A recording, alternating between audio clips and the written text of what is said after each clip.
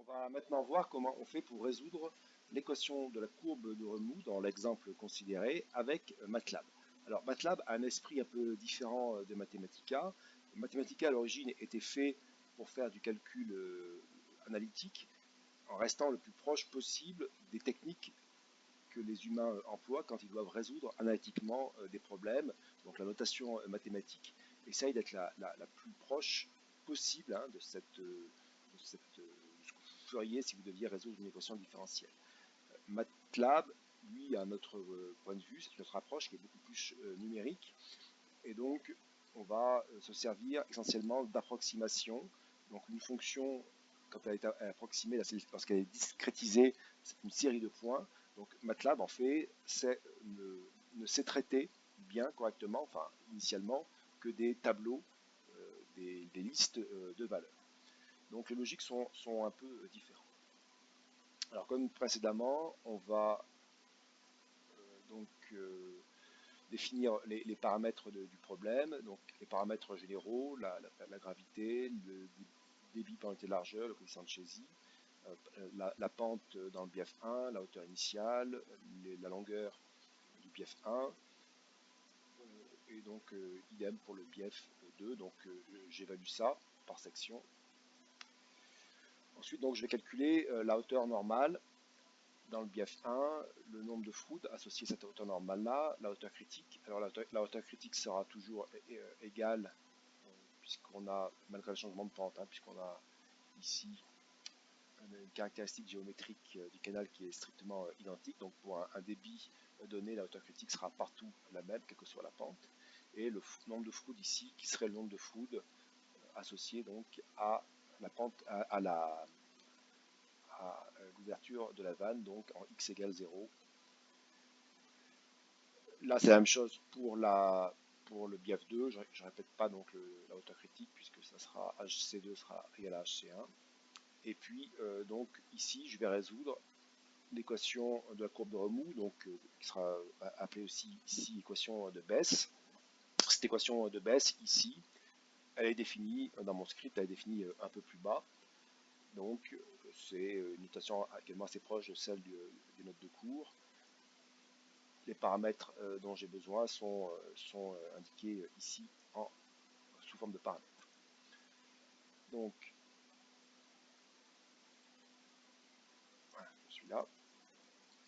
Donc, je vais me servir d'une fonction de MATLAB qui s'appelle ODE45, donc de ODE pour Ordinary Differential Equation. Donc après, c'est un solver de Runge-Kutta. Donc là, c'est l'ordre du solver 45. Et donc, le résultat qu'on va obtenir, qui est ici, on aura donc des x, donc il va lui-même rechercher les points à partir desquels il va discrétiser l'équation. Il va donc remettre ça en sortie pour pouvoir tracer la fonction. Et y1 ici, ça sera l'évaluation de la solution au point choisi pour la discrétisation. Donc si on fait ça, et donc que j'évalue, il me donne donc les différentes hauteurs. Donc la hauteur critique de quasiment 2,17 m, le nombre de fraudes dans le bief 1, 1,12, donc on a un régime supercritique.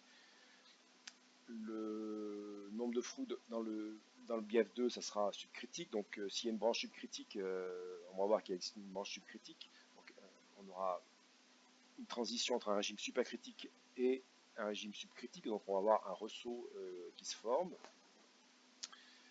Donc on a calculé la courbe de remous, et HA ici, c'est la hauteur d'eau au point A, le point A étant la fin du coursier. Donc ça sera la valeur à droite de la courbe de remous de la branche supercritique, donc 1,53 m. Je vais maintenant évaluer, on entre dans le bief 2, je suis toujours dans la branche supercritique. Je vais me servir donc comme condition initiale de la hauteur que je viens de calculer, et je résous en sens inverse.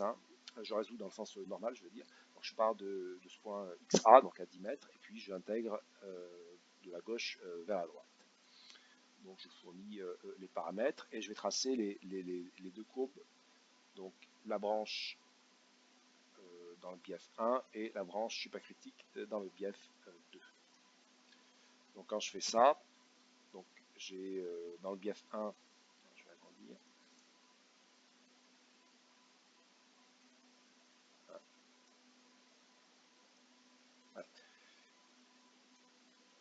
Alors, dans le bief 1, dans le radier à forte pente, on a une décroissance assez rapide de la hauteur d'eau et qui atteint les 1,53 m au point A, ici à x égale 10 mètres. Et vous voyez que c'est quelque chose qui doit un peu vous surprendre ici, c'est que vous voyez qu'on a une courbe qui est pas très jolie ici. Alors tout simplement, c'est qu'on arrive au niveau de la singularité qui se situe vers 90 mètres et là, il commence à donner n'importe quoi. Donc tout simplement, on va le voir après, c'est que dans le solver ici de l'équation différentielle, il va falloir qu'on, je remonte d'un cran, vous pouvez fournir des paramètres qui seront ce qu'on appelle des options et qui notamment précisent le degré de précision que vous souhaitez. Et par défaut, donc MATLAB cherche à aller vite, donc il prend des valeurs de précision qui sont peu satisfaisantes, ce qui vous donne effectivement ici quelque chose qui est, ça ne ressemble pas vraiment à la solution à laquelle vous pouvez vous attendre. Donc voilà, on a calculé maintenant à la branche supercritique. On va affiner ce calcul-là en mettant la bonne précision, enfin une précision meilleure, et puis vous pouvez, avec MATLAB, vous pouvez également détecter le moment à partir duquel on va atteindre la singularité. Donc là, lorsque la hauteur d'eau ici va être égale à la hauteur critique, on a vu qui était égale à 2,17 m. Donc pour ça, on va se servir donc, de l'option Events ici, qui est en fait un détecteur d'un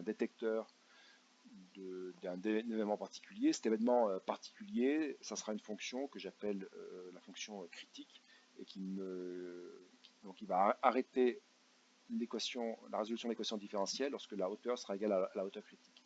Cette fonction critique, je l'ai définie plus bas ici et donc alors on pourrait mettre ici y égale la hauteur critique. En fait, vous avez intérêt à vous arrêter un tout petit peu avant pour éviter de nouveau les oscillations qu'on a vues tout à l'heure. Donc là, j'ai pris 0,99. On va quand même avoir ces petites oscillations qui apparaissent, donc c'est un paramètre que vous devriez régler. Donc,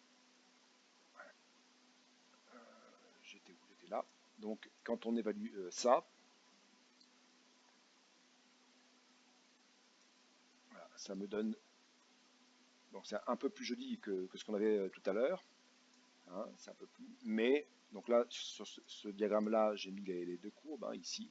Je les ai mises ici, mais vous voyez qu'on a ces petites oscillations qui apparaissent ici. Donc en fait, il faudrait affiner la fonction critique pour qu'il s'arrête correctement. Donc ensuite, on va calculer la courbe conjuguée de la solution hypercritique. Donc là j'ai défini une fonction qui permet de calculer la hauteur conjuguée. Je vais appliquer donc ça sur la solution. Cette solution, il faut se souvenir, hein, contrairement à Mathematica, c'est une série de points donc, où on a donc des abscisses et des ordonnées. Donc la courbe conjuguée, ça sera les mêmes abscisses. On va prendre la fonction conjuguée des ordonnées. Donc la solution était donc la solution y2, et donc je vais calculer donc la conjuguée de y2, c'est ce que je fais ici. Donc maintenant, je vais tracer les courbes, et je vais regarder quand est-ce que ça... j'ai dû sauter une étape. Voilà, donc je reviens là.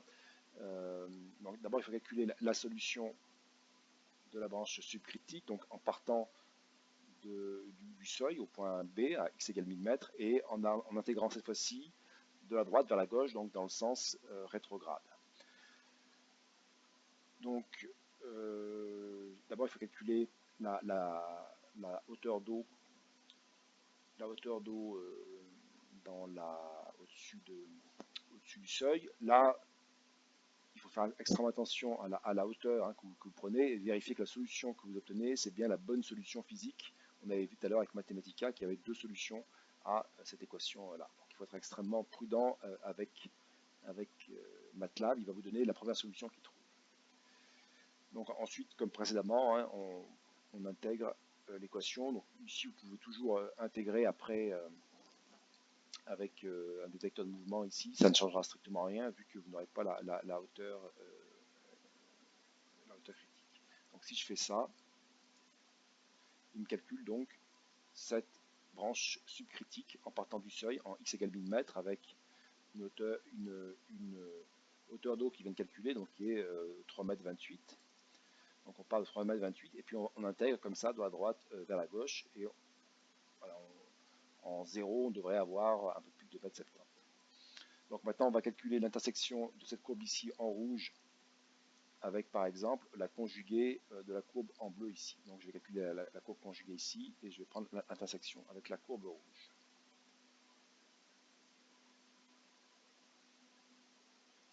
Donc je suis là. Si je fais ça maintenant, donc on l'a vu, ça c'est la définition de la conjugaison. Là je vais lui faire calculer ici le point d'intersection de la courbe conjuguée et de la courbe de la branche subcritique. Donc, comme on l'a vu, hein, MATLAB, ce sont des séries de points, donc il faut, pour calculer l'intersection, la façon la plus simple, à mon avis, c'est d'interpoler linéairement avec la fonction ici interp1, donc qui est à l'ordre 1, la série de points, et puis de regarder quand est-ce que les deux courbes interpolées se croisent. Donc, quand je fais ça, il me dit donc on voit ici qu'on a donc la branche subcritique, la courbe entièreté bleue c'est la conjuguée de la branche supercritique. Je lui ai demandé de me tracer la hauteur H2 et de calculer donc le ressaut. Il trouve donc que le ressaut est à 37 mètres, et on a une hauteur de 1,69 m et 2,73 m. Ok. Donc là, vous avez un autre exemple de comment est-ce qu'on fait pour résoudre l'équation de la courbe de remous avec MATLAB.